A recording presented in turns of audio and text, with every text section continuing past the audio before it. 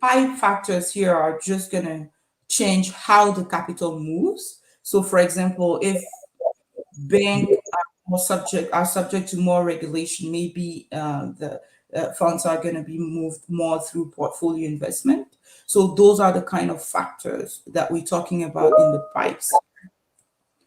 So the next slide is gonna start us off on our graphical analysis. So now that we've shown that capital flowing into an emerging market has risk, but also has great benefits for growth. We'll see how episodes of demand-led growth in advanced economies that we said are really from the financial crisis up to the recent spike in inflation. So it's almost like a 15-year span of low interest rate in those countries. So let's look at what happened to flows during that time and also what happened to GDP per capita. So could we move to the next slide, please? So we'll start with China. Well, the biggest emerging market. So with China, we don't have a lot of data, both in terms of the kind of flows and the time spent. So here, for the rest of these slides, I will be showing weekly portfolio flows. So I don't have FDI data or bank data. What I have here are weekly portfolio flows, and it could be, it's usually a sum of debt and equity flows. For some countries, we only have debt. For other countries, we only have equity. For most of them, we have both. So for the Chinese case here is interesting because China doesn't have an open capital account. So you can invest in Chinese assets, you can invest in China as an international investor, but it's there are lots of loopholes. Not loopholes, but you really have to know what you're doing because there are lots of controls on capital flowing in.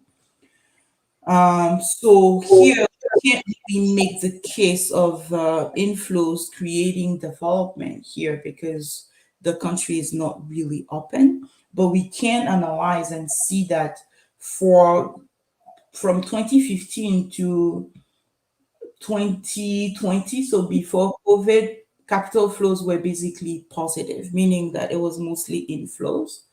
And we're seeing some growth. If you look at the GDP per capita graph, we're seeing some growth, but it's pretty linear until the COVID era, where you see a slight decrease and then it picks back up.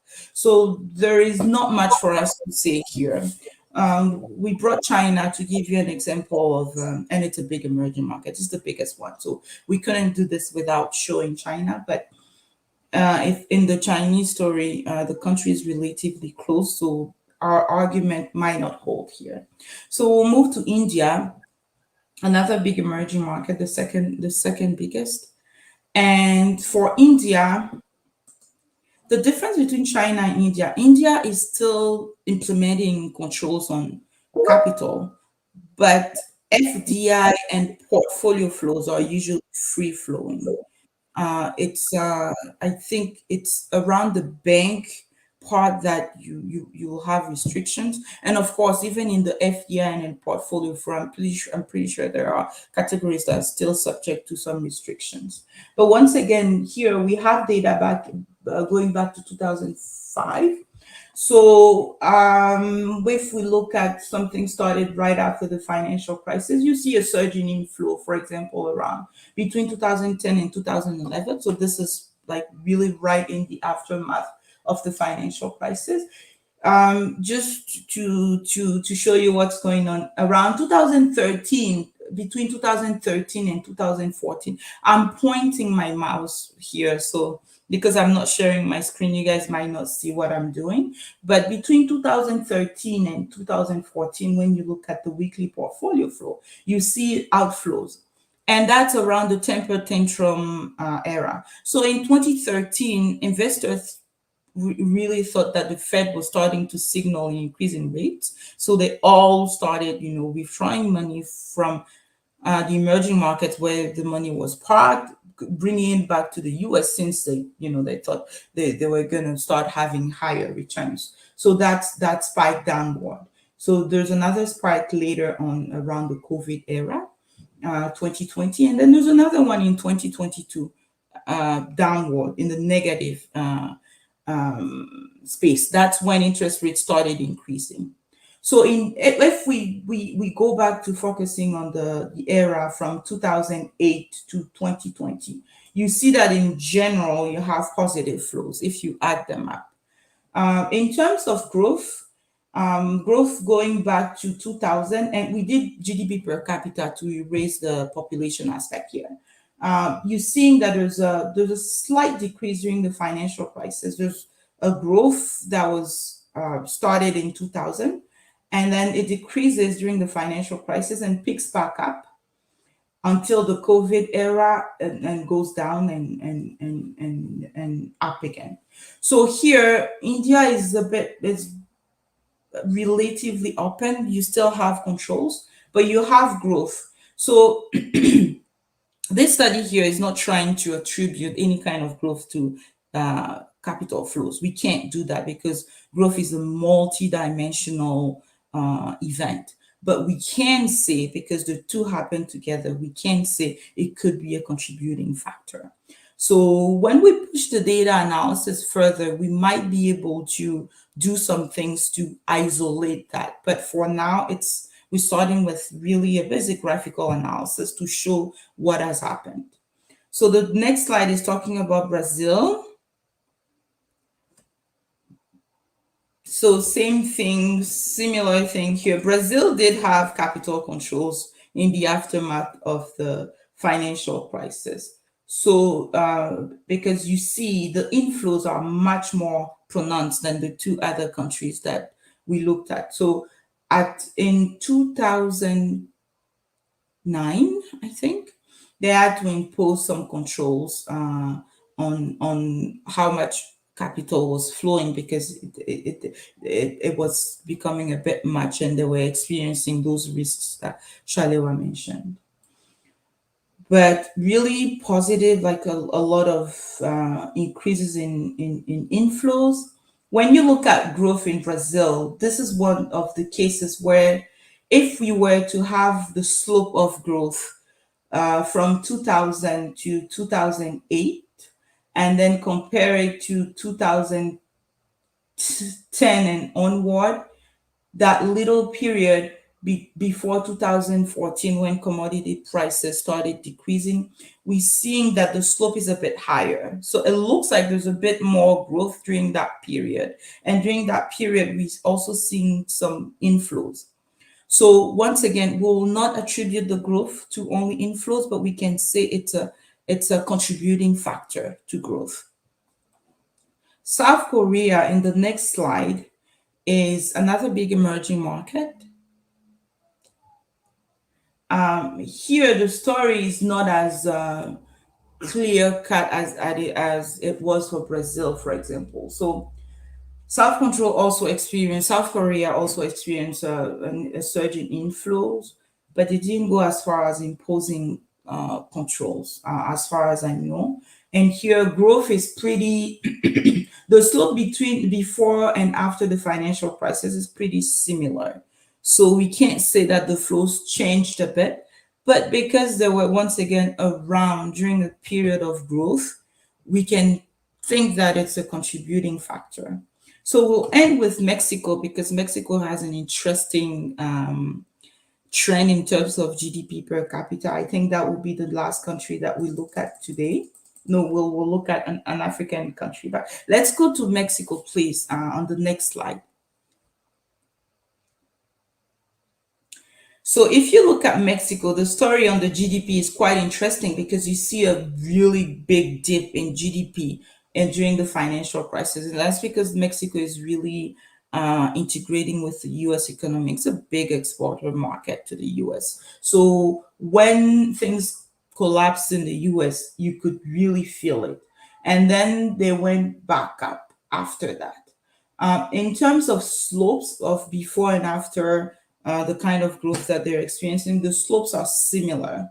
Also, you see a big drop during the COVID era. But look at these inflows; like they really have along the line a lot of inflows coming from outside. So this is one country that has that is really open. There aren't many restrictions to sending funds to Mexico, and we're seeing that in the growth too.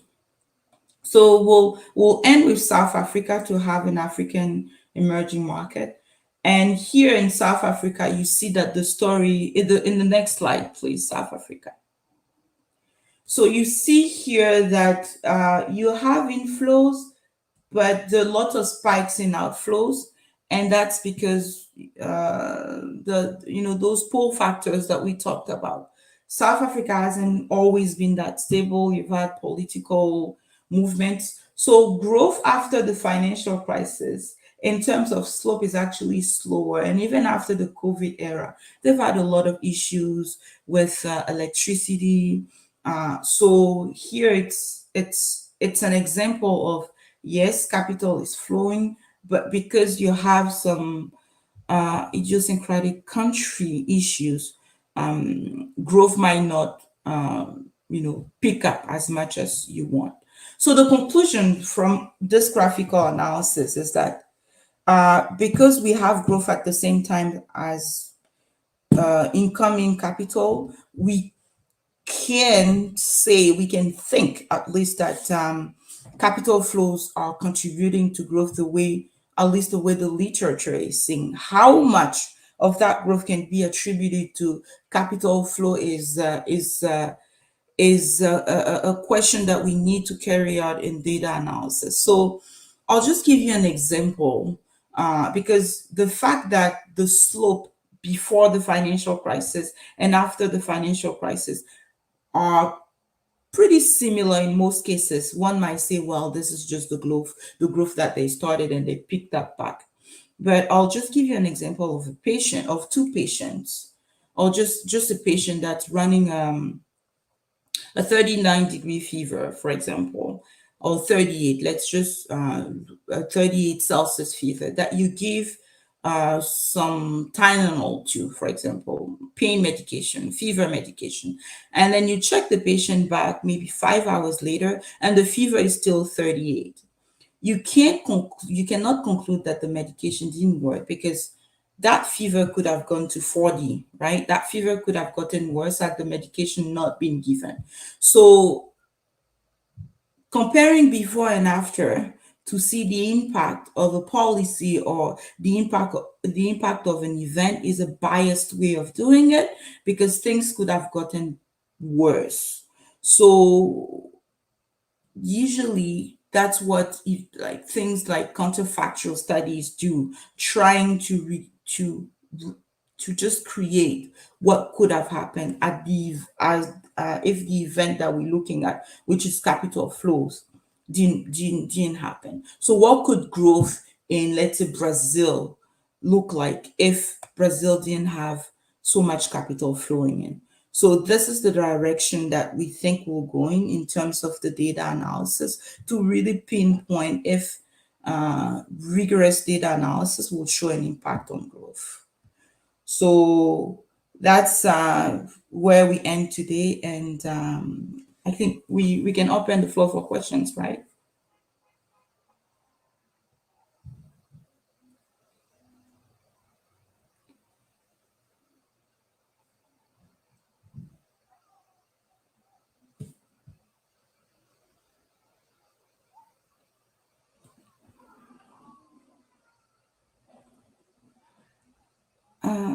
I think you guys muted yourself for the echoes, so I can't hear you, I think.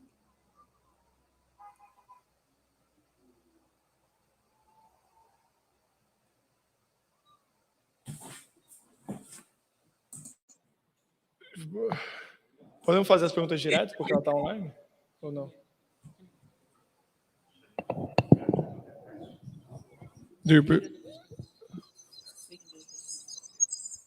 Okay, so let's try this time doing questions directly, but let's try not to extend too much. We have already one question there by Esteban. Okay, Stefan, can you come here? Then Mark.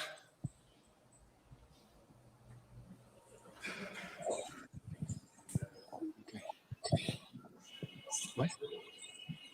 Yeah. Hi. Very interesting. Right? Oh, okay.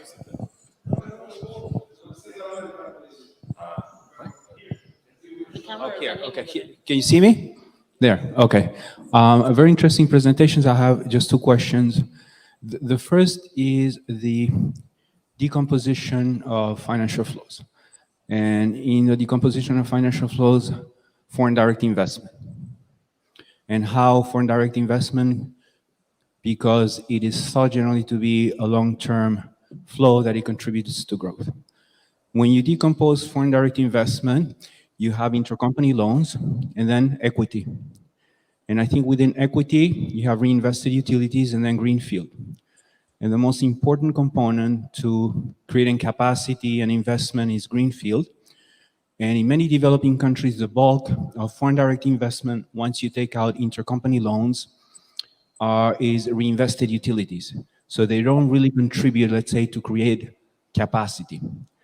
And intercompany loans are generally, they can be a contingent liability. For example, in the case of Brazil, when you take into account, this is data from the BIS, the debt of the non-financial corporate sector by residents is about 15% of GDP. When you take into account the debt of the non-financial corporate sector at the national level, it's about 25% of GDP. So that's a contingent liability outside. And foreign direct investment flows, I've done the exercise, tend to behave like short-term capital flows. So I'd like to have some comment on that. And the second thing is a suggestion for research.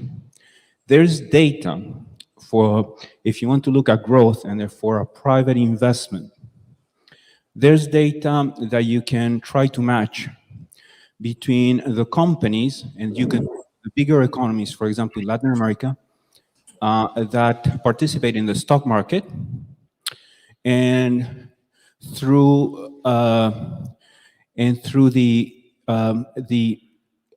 information on debt issues in international capital market, those companies that participate in the stock market and that issue bonds in the international capital markets, and therefore you can have a flow from the outside world, that's some sort of capital flow, it's a debt, and that can be related to investment.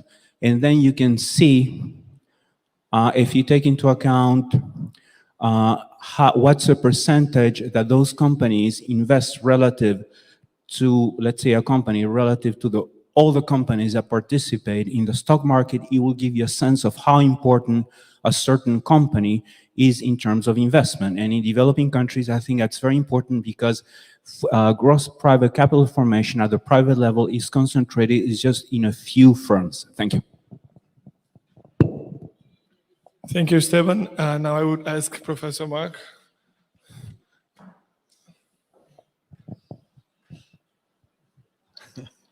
I'm taller than Esteban. Okay, well, my question is related to theoretical stuff. And at some point in one of the slides, I forgot which one, but at the very bottom of the slide, it was said that more local credit supply can be done through banks with access to foreign borrowing.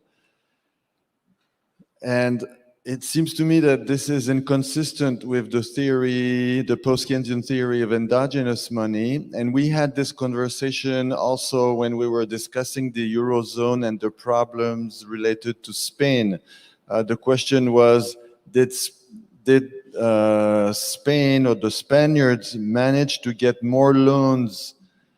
Was it because the Spanish banks were willing to make more loans, or was it because they were getting inflows coming from Germany?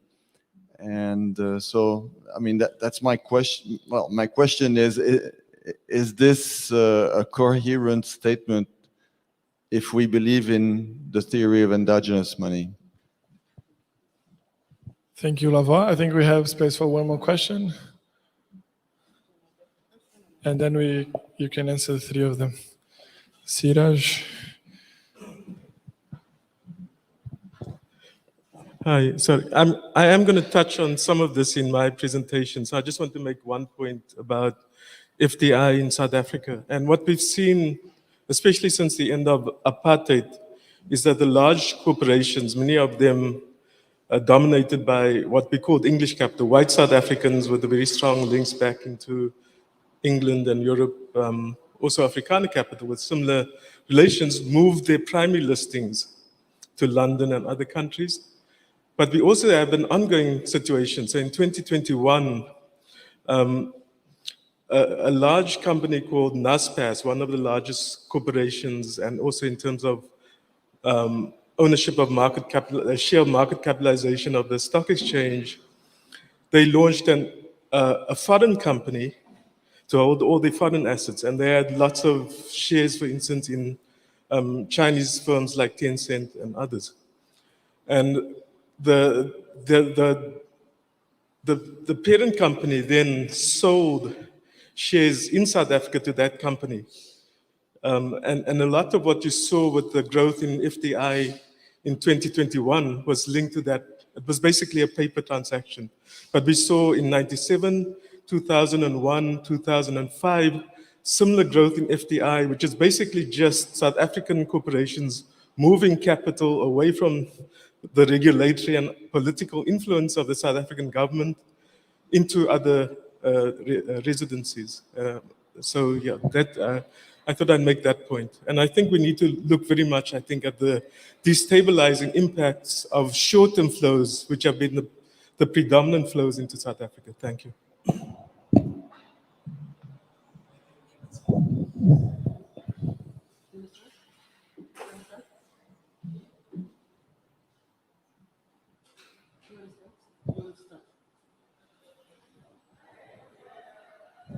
Hey, Yannick, do you want me to start? Okay. All right. So I'm going to, we kind of split the question. So I'm going to respond to Professor Lavoie's question. Yes, I did expect that question, and particularly expected it from you. And that's why we went through the beginning where we're explaining the endogenous growth and basically the pillars that were needed for that. We explained that to say that already this is what's going on domestically. But because it's a global village, if we have these recipes for endogenous growth happening internally in these emerging markets, what is coming from the rest of the world, the capital flows are just extras. So we're looking at the outside after we've acknowledged the inside. So it's saying that more, not because there's nothing inside. There are already things that are going on domestically. There's endogenous growth going on. There are policies that are happening within these emerging markets that make them attractive enough for capital to flow into it. So this is just the extra that is happening. So it's like in addition to that. Thank you.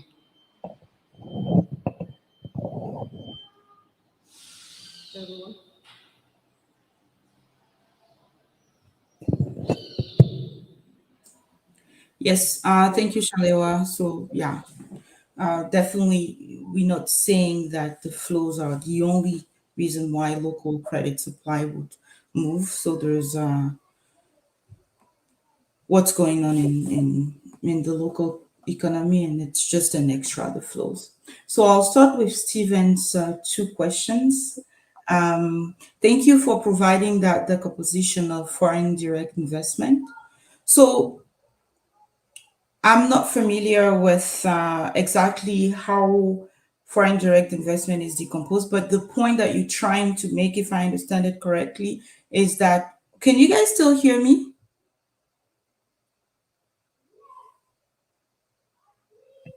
Yes, we can hear you. Okay, because I thought I lost you. So I think the point that you're trying to make is that the biggest component of FDI is reinvested in utility, and that doesn't contribute much to growth. And a lot of FDI behaves like short-term capital flows. On the FDI point, I'd like us to go back to the slide on capital flows and economic growth. I think it's slide 6. The point on FDI growth isn't really about that the funds that are invested are directly contributing to growth. It's more an indirect thing. So first, it creates a transfer of technology. Even if the funds are not reinvested, they don't contribute to growth, you're still having foreign companies transferring knowledge to local company. So that is going to increase productivity. So that technology transfer is what contributes to growth. So here, the point is not about the funds themselves contributing to growth. The point is about what the FDI produces in terms of innovation, in terms of competition, in terms of transfer of technology. So probably, I'm not familiar with that decomposition, but probably you write that in terms of actual, funds, they might not contribute that much to growth. But at the end of the day, they have spillovers in terms of technology transfer, competition, and innovation that increase the efficiency of productivity in the local economy. So that's the point with FDI. It's really about those spillovers on the aggregate productivity in the local economy. The second point about FDI behaving like short-term capital flows, once again, I'm not too familiar, but one of the selling points of FDI versus your investment flows is that, it's more durable. So usually a foreign company that buys a stake in a local company will not leave the country as quickly as an investor who just buys a share.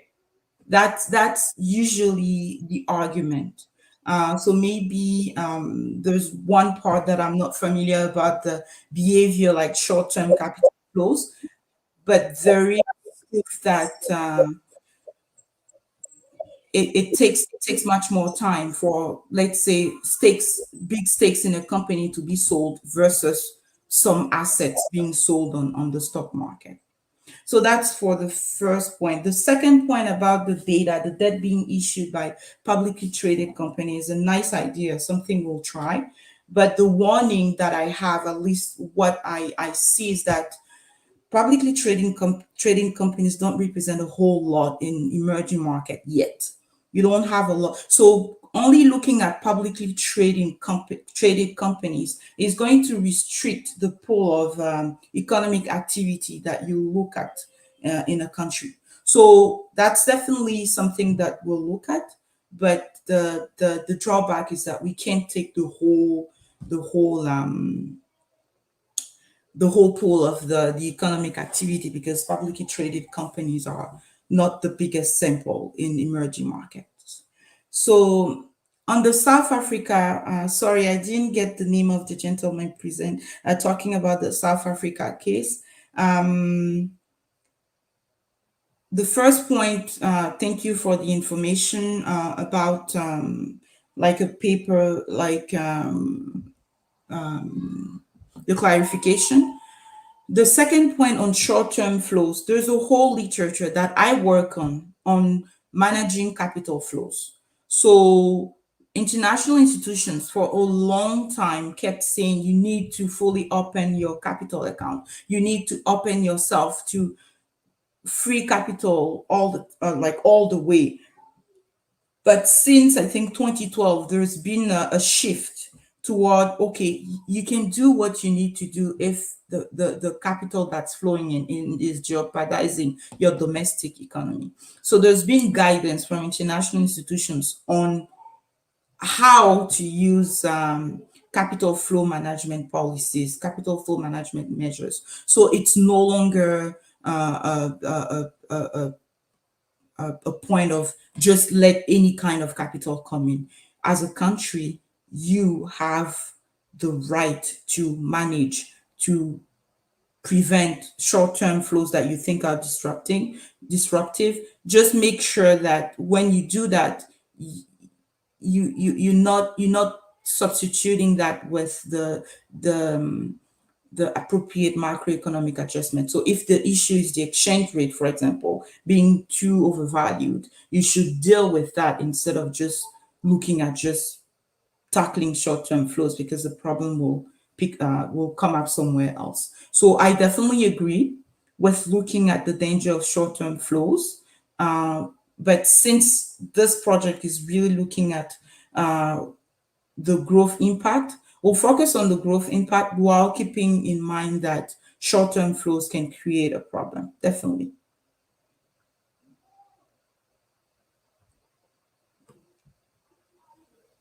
Shaliwa and Anik. So now we go for the presentation of Siraj.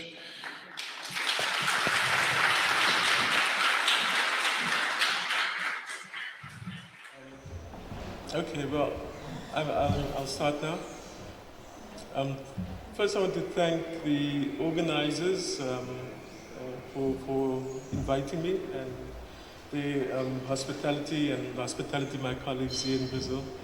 It's been a really great experience for me so far, and I'm very happy to get this opportunity to share this presentation with you. To start, maybe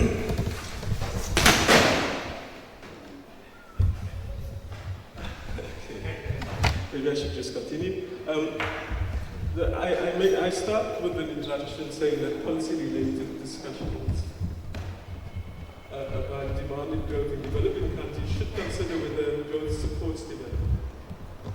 South Africa has the highest level of poverty and unemployment in the world. Palmer estimates a Palmer ratio of 7. He classifies a Palmer ratio of 4 and higher as obscene inequality. So he says that a country like Brazil has, with 3.5 Palmer ratio, has extreme inequality, and he actually contrasts in his paper Brazil and South Africa, where Brazil is extreme and South Africa is obscene inequality. So he's made that a classification of South Africa. We have a Gini coefficient of 0.63.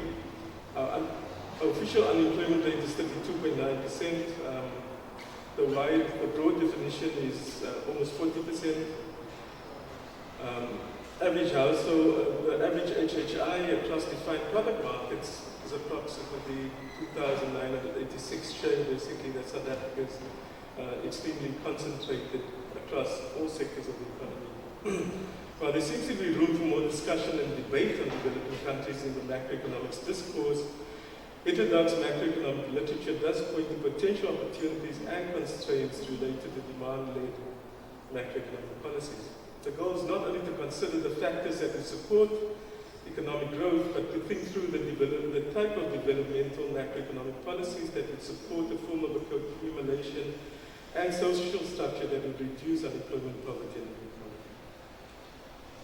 The experiences of developing countries with the COVID-19 pandemic, climate change, and increased risks associated with geopolitical conflicts such as in Ukraine, contagion from financial instability and crisis, etc., teach us that governments have to build increased household resilience through provision of better quality services and grants. Also, moving towards meeting the SDGs would be a good starting point for many developing countries. The concept of development used in this paper is broader than industrialization and takes into account the situation and resilience of households. Development should aim at a just socio-economic transformation, which requires addressing persistent impacts of oppression and deprivation within societies, including structural racism and patriarchy that are the legacies of colonialism and apartheid. As I go through my presentation, you'll see that this becomes an important point I want to bring into the analysis, especially of the political economic analysis. It recognizes the detrimental role that the adoption of neoliberal economic policies for governance and corruption played during the post-apartheid period. However, unlike most recent accounts of the poor performance of the South African economy that blame poor governance and corruption, the approach here is to see poor governance and corruption as symptoms of continued power and control over the economy that has been retained by the wealthiest people and the largest corporations that continue to dominate the economy. Now, the question that has come up in the has come up in the post-Keynesian literature,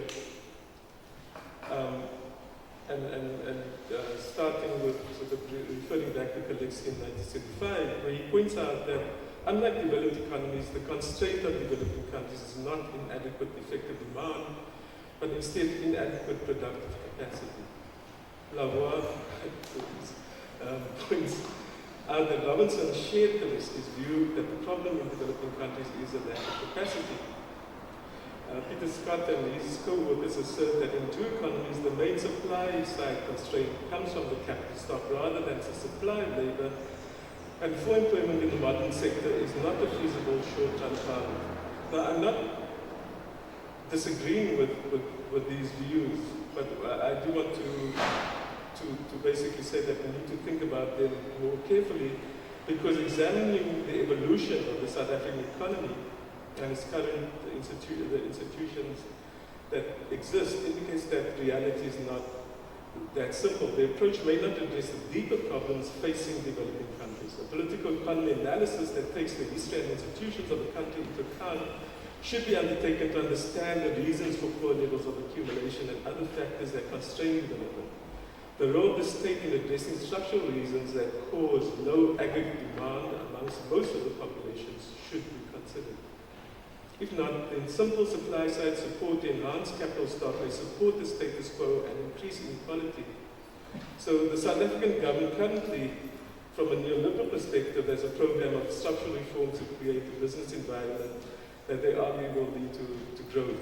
Part of it is looking at increased privatization and use of PPPs in network industries, liberal labor market deregulation, and other kinds of policies as part of their structural reform program. My criticism of these programs has been and is that this kind of approach could exacerbate the structural reasons for unemployment within the context of structural racism and patriarchy remain entrenched. The kind of structural reform they're talking about and the kind of support they give to business will be to the businesses that are what I identify to be a problem within the South African economy and their behavior. Now, Marvin and Badri developed an economic model that provides an outcome where different regimes of accumulation are possible dependent on the extent of conflict and cooperation in the relationship between capital and labor. They said that it's hard to separate out all the factors that influence decisions to invest based on expectations of profits and how these are formed. They explain that they cannot easily separate many factors of a political, social, and cultural character, such as the state of class relations or state of confidence in the international financial system, into neat categories where theorizing how these factors may influence investment. A deeper political economy analysis of countries and how they are situated within the global economy should complement and inform the macro-theoretical research on growth and investment. The approach taken in this paper is in agreement with the views presented by Stockham and Kohler, who argue that in addition to identifying growth regimes, it's necessary to identify growth drivers.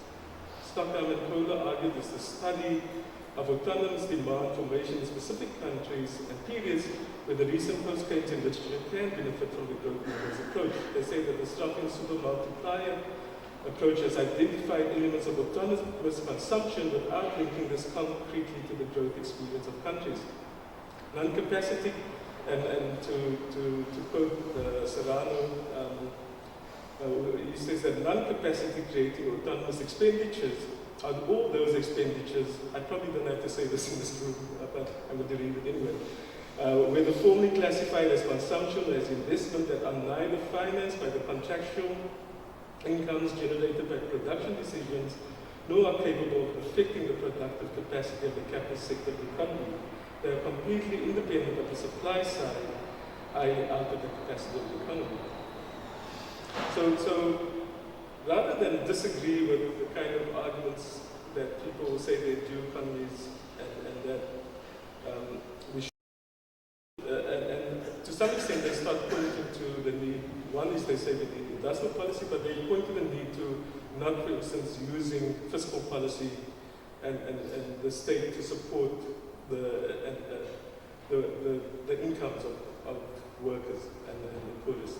And they basically think that a sacrifice and increasing the profit share will lead to development. And so I'm actually saying that we need to be careful when we come up with that kind of approach, and I think that we can look towards the autonomous demand and SMM to guide us with some of the answers in thinking through how we do that. But it should happen with looking at growth drivers and also looking at understanding the political economy on a case-by-case basis of the countries that we're looking at.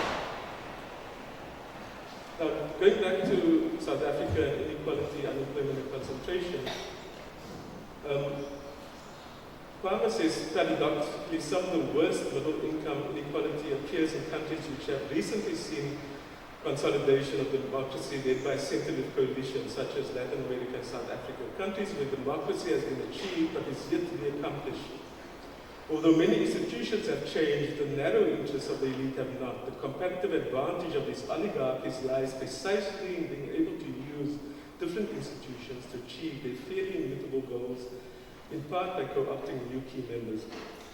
And Kwamen's focus on elites and their ability to maintain their interests even after democratic change is definitely an important aspect of understanding South Africa as a macroeconomic case study. This graph shows the top 10 and bottom 50% income shares in South Africa. And as you can see, that from the time, the mid-1990s, when we had our transition to democracy, we had our democratic elections in 1994, the first democratic elections in 1994, you actually start seeing the income shares of the top 10% increasing. And this is part of a global phenomenon, but it's got a very specific characteristics in South Africa. The bottom 50% have a negative share of wealth of the country of South Africa's in South Africa because of debt. So this table shows, and I reworked the numbers from Chatterjee et al., who do work for the Global Inequality, who wrote this as a working paper for the Global Inequality Lab. But they've also been using it to make a case for a wealth tax in South Africa. But you see that the top 0.01%, when using, I think they were looking at 2018 data, there were 3,560 people, and they had 15% of the wealth in the form that the inequality lab people classified it of the country.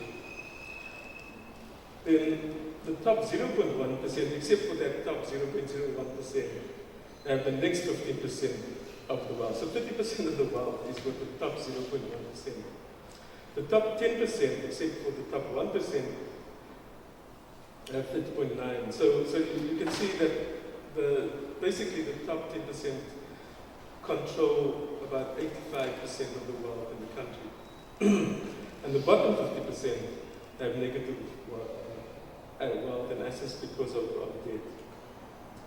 The World Bank's overview of the South African economy reports an estimate of poverty based on the upper middle income country poverty line for 2022 of 63%. Now this poverty and inequality is definitely linked to the high levels of unemployment in the economy. And this graph comes from the World Economic Outlook data, and we see we've got projections from 2023, but we see that basically the unemployment rate in South Africa is going towards 35%, and the World Bank forecasts see it going up to around 38% by 2028.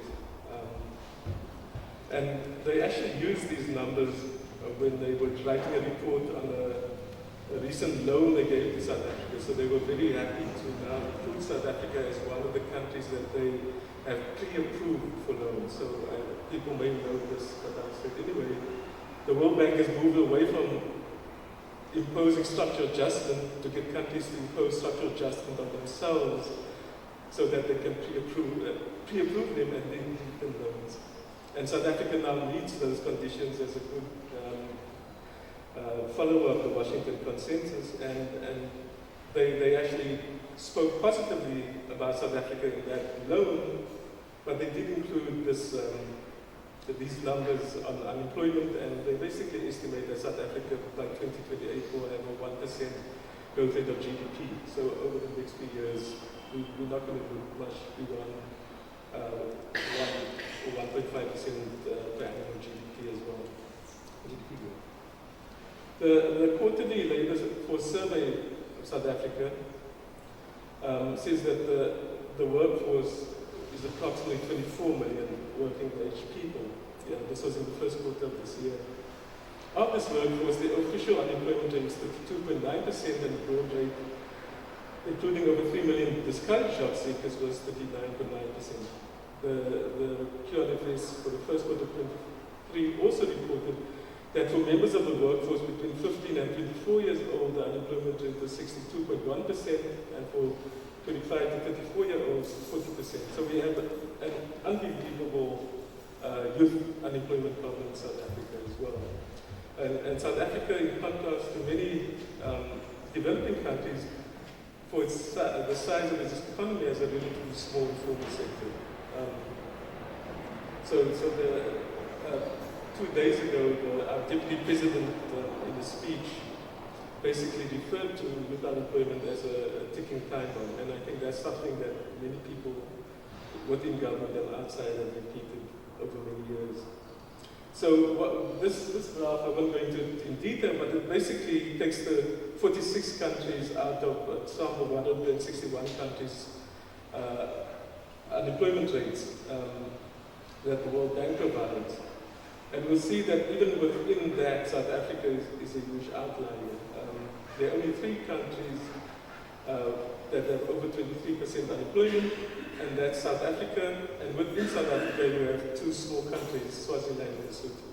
I won't go into more detail, but you can listen to what I'm saying. Now, in previous work, I adopted the view of fine industry that the system of accumulation that took shape in the South African economy can be described as a minerals and energy complex, MEC. And this draws on the central role of the mining industry and the coordination and control of mining finance houses play, and the important role they played in developing the extractive sectors of the economy during the second half of the 19th century and well into the 20th century. These mining finance houses and the families that controlled them had close links to large financial houses and industrial corporations in Europe and the United States. They worked closely with the colonial, later apartheid governments to manage a cheap black labor system. The cheap labor system was built on the 1913 Land Act that set aside 87% of the land in South Africa for whites. The 13% of land that were given to the indigenous population was basically the least arable of the land as well. So subsistence farming within what was then called the homelands, later became called the Bantustans, and was supposed to be self-governing territories in South Africa, was really hard. But the government and mine owners justified exploitatively low wages for black workers by arguing that families of black workers were able to farm in the homelands and did not require remittances to support the people back in the homelands.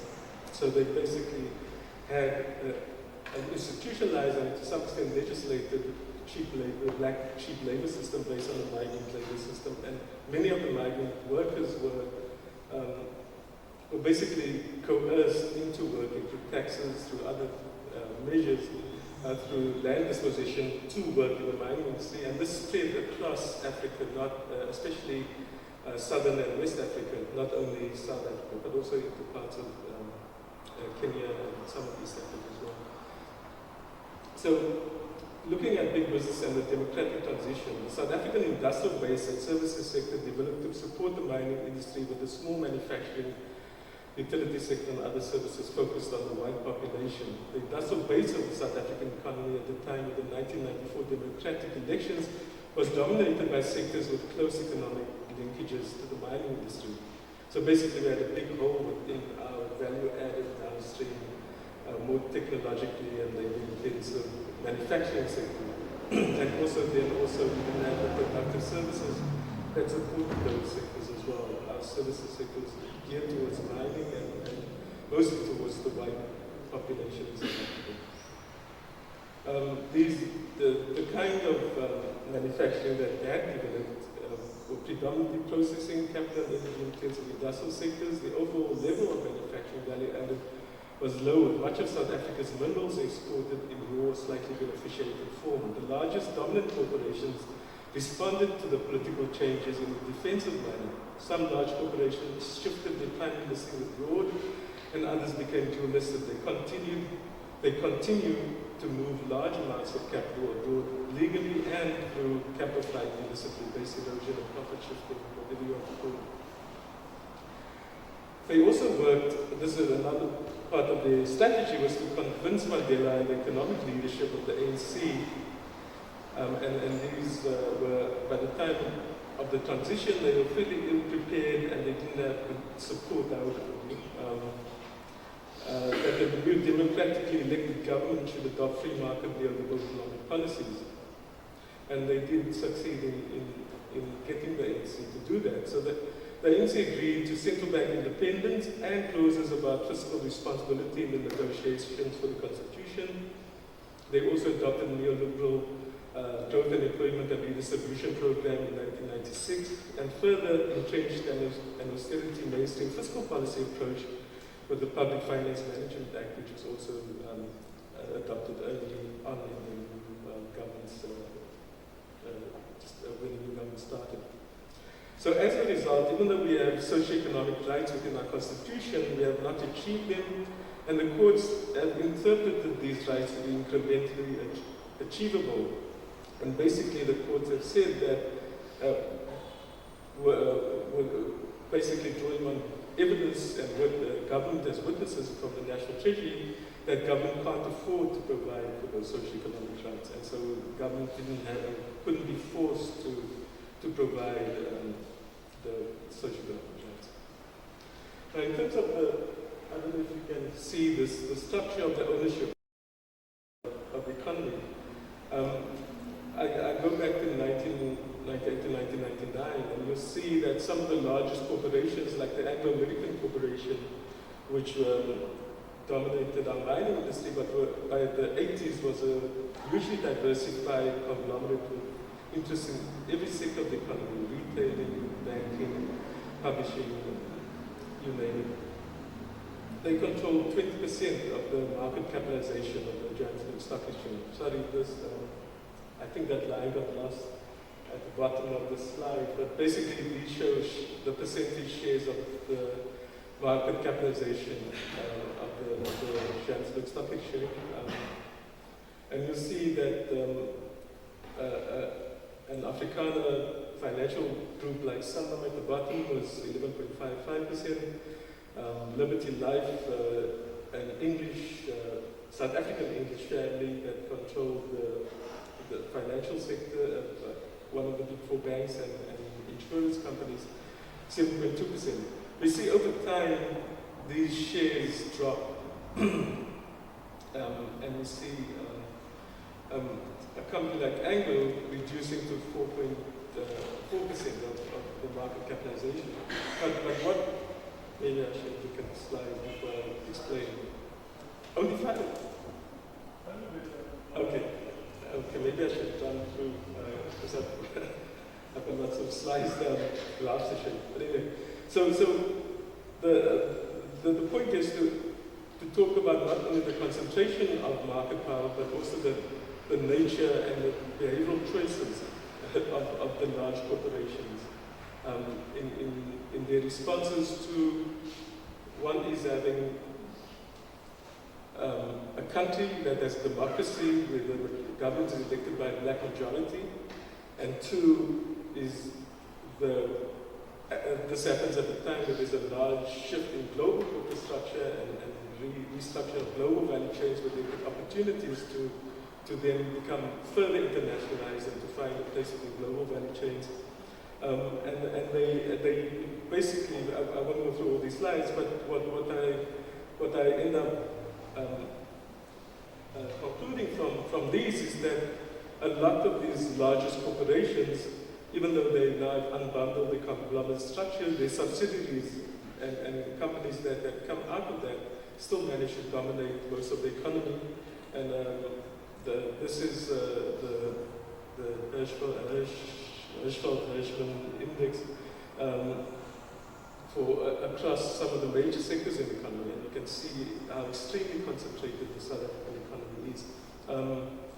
And so my conclusion of this section would be that they're basically using their dominant position, but also their access to government licensing, mining licenses, communications licenses, and others to extract rents from the South African economy that they're using to support their efforts to be internationally competitive in global markets that are more competitive and with a difficult time. So the reason why I'm skeptical about structural reforms and creating a business environment that's conducive to investment and supporting, possibly increasing the profit share of these businesses, is that they aren't going to reinvest that back in South Africa. And I'll show you some slides about that. I also talk a bit about my paper about Steindl and oligopolies and his later work in the 80s where he brings in finance into that, and I think there's a very good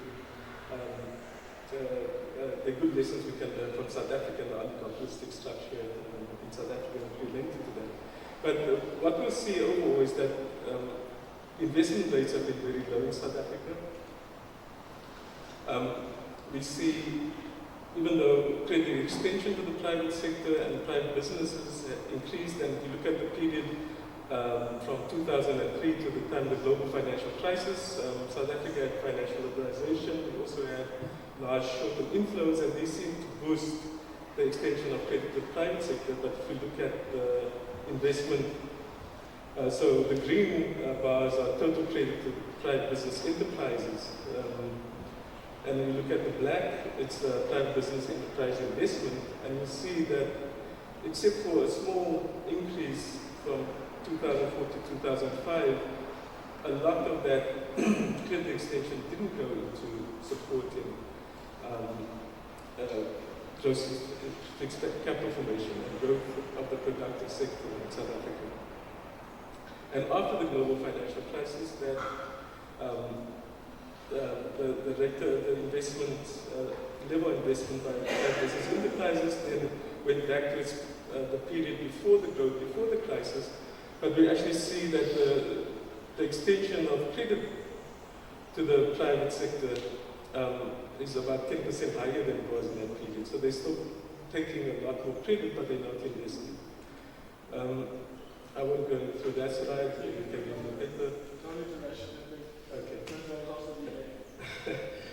This just gives you a sense of the breakdown by sectors of investment. And we see that there was in that period when there was growth before the global financial crisis in private sector investment linked to extension of private sector credit. There was some growth in manufacturing investment, but not a huge amount. Most of it was going into community, social, personal services, and financial intermediation, insurance, real estate, and business services. We also saw large growth investment in wholesale, retail, trade, and sectors that may have benefited from the increase in extension of credit to households. And in South Africa, it's worth remembering that a small percentage of households actually have access to credit from the formal financial system. So basically, that credit is feeding probably the top 20% by income. Now, I wanted to show capital stock. This compares capital stock in 1994 and 2020. And so, initially we thought, and lots of people assume that when we talk about the FIREBS sector, finance, intermediation, insurance, real estate, business services, they assume that a lot of that is finance. But if you look in South Africa, capital stock and employment, most of the growth over that period, even though we had financialization and a very large increase in the role played and increase in value added by the financial sector, most of the growth in capital stock that happened and the growth in employment that happened was in the real estate activities and in business activities, professional business services. And a lot of that was actually linked to informalization and casualization of the existing formal sector jobs. So the mining industry, the manufacturing industry were outsourcing things like cleaning. If you look at the growth in tourism in South Africa, the tourist sector hasn't had a huge increase in employment, but the increase in employment has come to this because they outsource the hotels and restaurants. They outsource a lot of services to this sector as well. And so we've had an increase in precariousness of employment as well. If we look at the other large sector where we've had capital stock growth in electricity, gas and water, all of that growth from 2007-9, the graph above, is basically building 2 new coal-fired power stations and building them very late, and they're still not fully online, and there are huge electricity problems at the moment.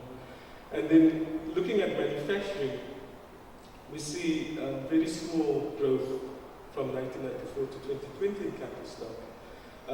But also that growth in capital stock is within those mining-related sectors, the ones with close links to what I call MEC manufacturing, but also there has been growth in the food, beverages and tobacco. And so what we see is capital-intensive, not labor-intensive, processing-type sectors growing.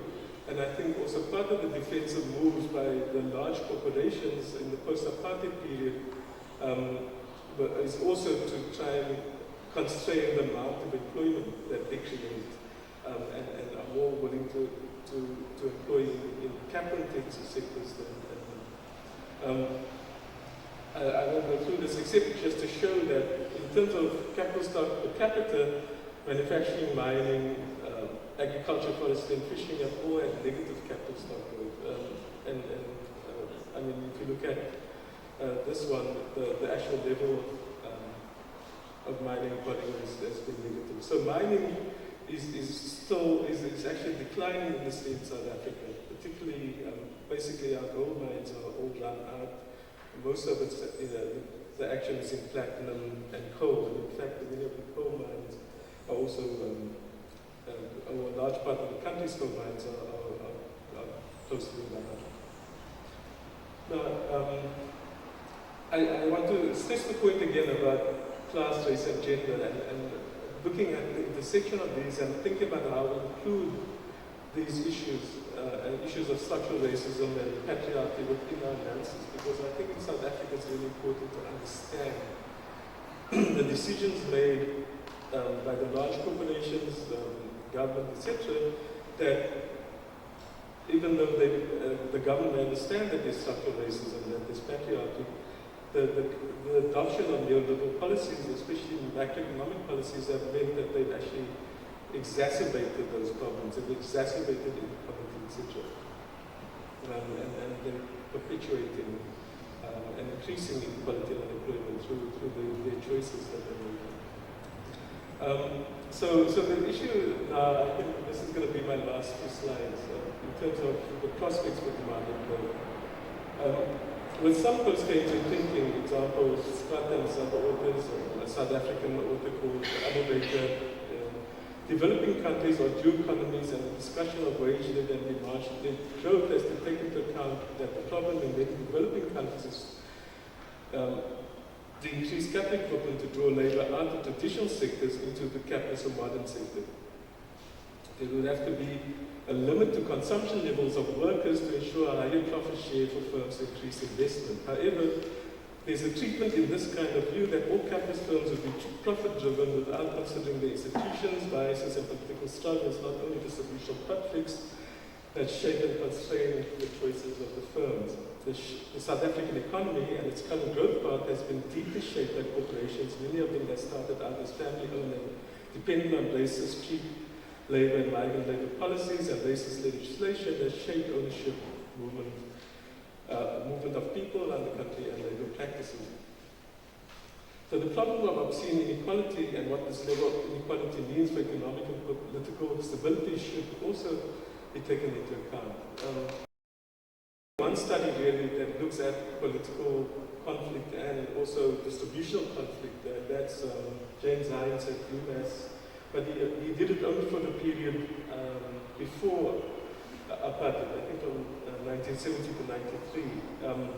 And he basically argues that based on these results, that is an important omitted variable within the analysis, trying to understand the levels of investment and growth in South Africa. Now, just to get to South Africa sort of in the current period, in 2022, South Africa had one service delivery protest, at least one per day. And many of these turned violent, and people ended up destroying public property and infrastructure. And there's a sociologist at the former university I worked at, Calvin Holt, who basically explained the violence, and he said, he titled one of his papers, "The Fire That Calls." Basically, politicians and ministers and people in high places are able to ignore the poorest communities. And unless they set up a smoke signal for burning things, they're not going to attract the politicians to come in and to look at their problems and then to be able to discuss to deal with that. So we see this as a huge problem. The other, recently the one referred to was social unrest in July 2021. Within 3 days of social unrest, looting, etc., there was 50 billion rand worth of damage to the South African economy. The exchange rate is about 17.50 to $1, so you can work that out. In terms of South Africa's growth, that's a fairly significant number, I think.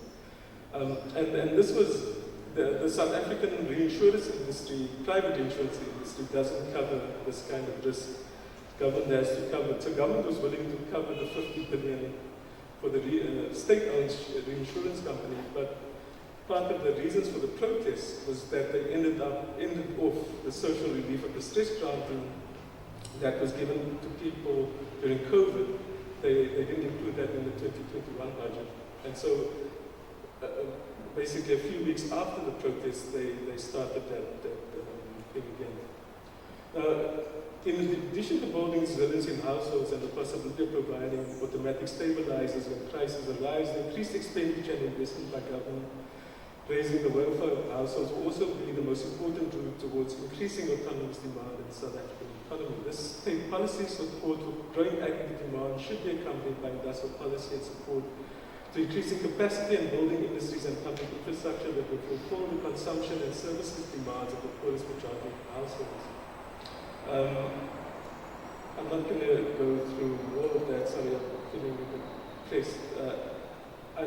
What I want to show with this is that middle class and more affluent households are very credit constrained, and that we're not going to see, I think, large demands, whether it's residential or consumption, happening because of the level of debt that especially the more affluent households have taken up in the period before the global financial crisis. And they basically spent a lot of the period after the global financial crisis trying to pay them off, and then you see debt to disposable income increasing from 2018, even before COVID, so they're feeling the strain. But the type of credit they have access to changes from mortgage to credit card and short-term loans, and so the cost of debt service has increased. And so you see over that period, even though there has been a decline in debt to disposable income of households, the actual debt service costs haven't come down, and that savings has been negative for the whole,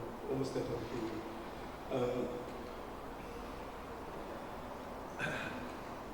Okay, I think I'll end off, because the previous presentation did speak about foreign direct investment or capital flows. I'm just spending, can I have 2 minutes? Is that okay?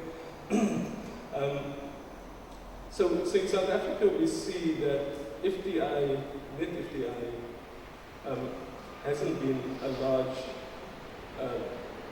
inflow and contributed to the South African economy. The period when you do see the net direct investment increasing in the early 2000s, in 2008, and then again in 2021, as I mentioned, are linked to basically the movements of South African corporations moving their residence, listing on other stock exchanges or setting up subsidiaries that then control a large of the assets and a transfer. And so the South African assets of those corporations in those years, become FDI. And so you're seeing those increases. The big influence has been portfolio flows, basically hot money flows. And these have been quite destabilizing. I think they've added to the kind of exchange rate issues that go with having a large commodity producing and exporting sector, and they've also been destabilized, but also we see that the absorption of those short-term inflows into the economy has been part of that large increase in extension of credit to the private sector that hasn't actually been supported productive investment. And the other thing that we see, and I'm going to end up this graph, I'm sorry I'm taking up so much of your time, is that because we have so many large short-term inflows and institutional investors, both domestic and foreign, that play such a large role in the economy, that our current account is being driven by the financial transfers, not by the trade balance. So if you look at the red line at the bottom, those are net financial transfers, expatriation of profits, dividends, payments, etc., on short-term equity and bonds within South Africa. The blue, and you see, for the whole period that has been negative. Basically, the large inflows have created that requirement, but also because those are South African corporations that have now become foreigners and are extracting wealth from the country. That also reflects those flows. And so you see that for probably more than half of the years, the trade balance is positive during that period. So I think the choice to be open, the choice to allow the large corporations to list abroad has created a catch-22 situation where South Africa is dependent on the financial account to have inflows, and then those inflows lead to more outflows on the current account, and then they need more inflows on the financial account. And so that has become a constraint, especially if there is going to be a demand-led investment, productive investment. We will need more capital equipment, we will have to import technology. And so for me, this is one of the major threats on the industrial policy side, but also on the macroeconomic balance. So I'll end it here. So thank you very much. Thank you very much, Siraj. Yeah, very interesting presentation. The organization already questioning me here because we're entering lunchtime, but I think we have space for one quick question. If no, we can take the questions for lunch with Siraj. I think people are hungry already. I see a hand there. Okay, please. I think I spoke too much, so people will go into Thank you so much for your presentation. Just a quick question about climate change, because we talked a lot about the issues related to inequality and development in South Africa. But of course now with climate change, first there will be negative effects on inequality because of water stress, because of food insecurity related to climate. And on top of that, there will be some climate policies that will be implemented perhaps in the global south. For instance, we have the carbon water adjustment mechanism in the EU, which can have some negative effects on South Africa. So I just wanted to ask quickly your view on how this issue of climate change should be addressed and how this can be related with your analysis. Thank you.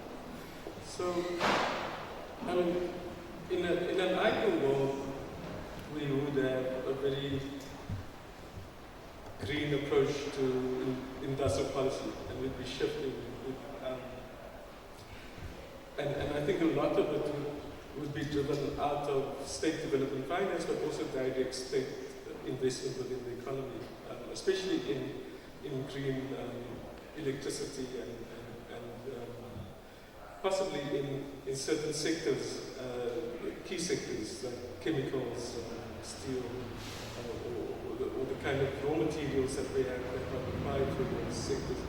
At the moment, the approach and a lot of the approach that's linked to the $8.5 million that's come to South Africa as part of the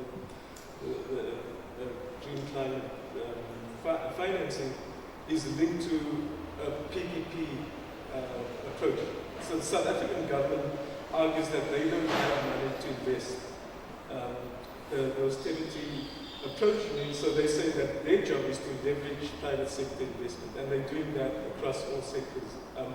Most of it, we've had a lot of relatively large levels of PV and wind built in the last 15 years, but all of that has been through PPPs.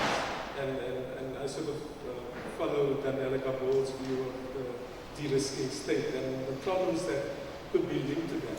So I would want to see sort of a much more activist developmental and a green developmental role for the state in that. And I don't see what they're doing currently and this approach of seeing the state as creating a business environment and leveraging the private sector, especially given the levels of inequality and unemployment that we have in our economy, as actually successfully driving a just transition.